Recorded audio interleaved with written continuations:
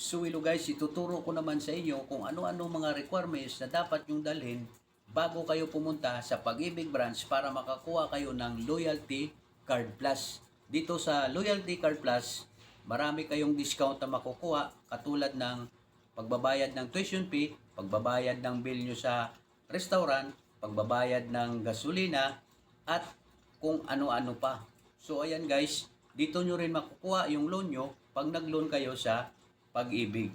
So ayan guys, sundan nyo lang tong video ko mula umpisa hanggang sa dulo para matutunan nyo kung ano-ano mga requirements at kung paano makakuha ng loyalty card sa inyong malapit na Pag-ibig branch. So let's go!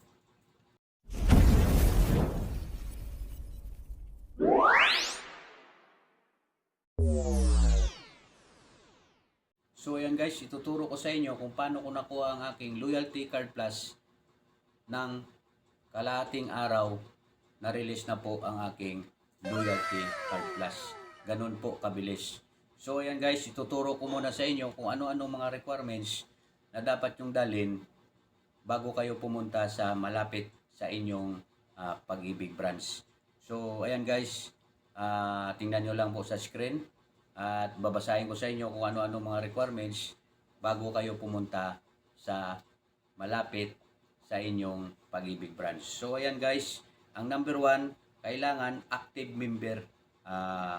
Last payment should exceeded 6 months. Kailangan may hulog na po kayo sa inyong Pag-ibig ng at least 6 months bago kayo makakuha ng Loyalty Card Plus o Loyalty ID.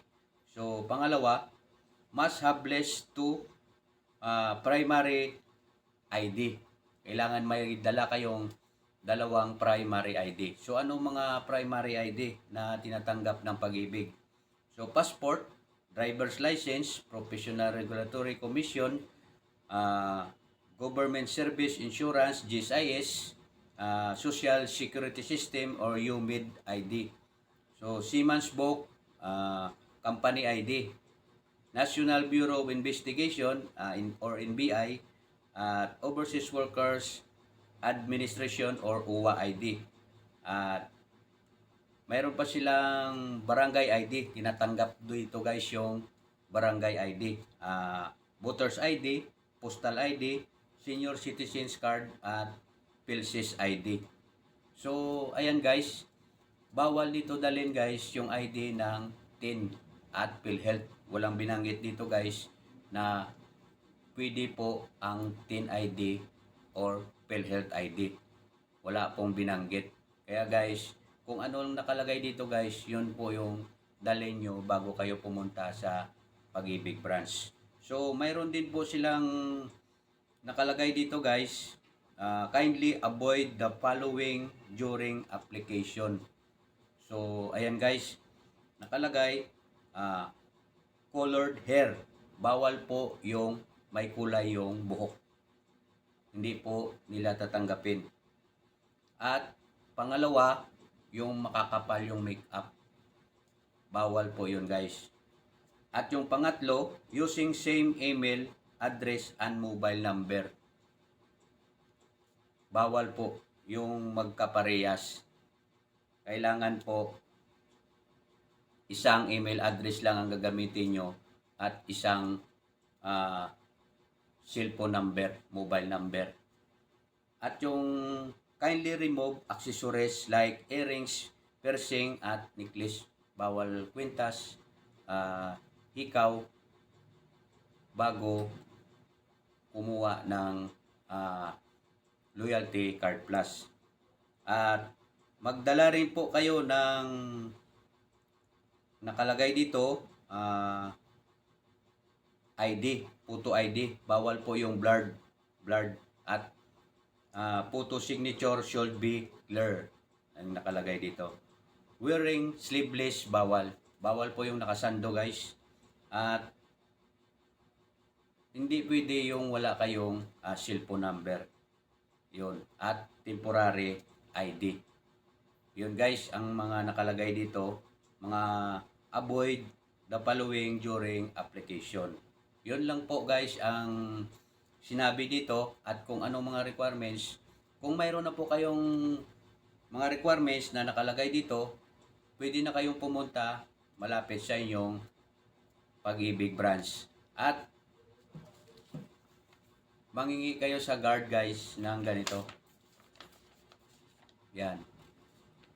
Loyalty Card Plus Application Form.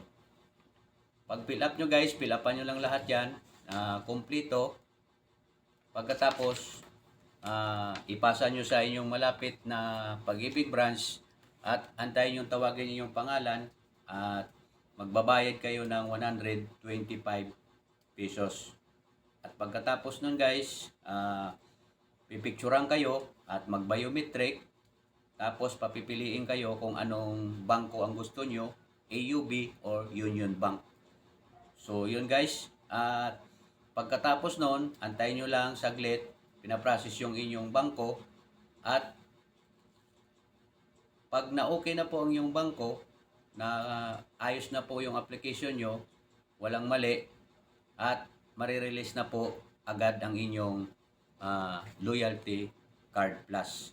So sa akin guys, kalating araw, nakuha ko ng ating Loyalty Card Plus. 125 lang guys.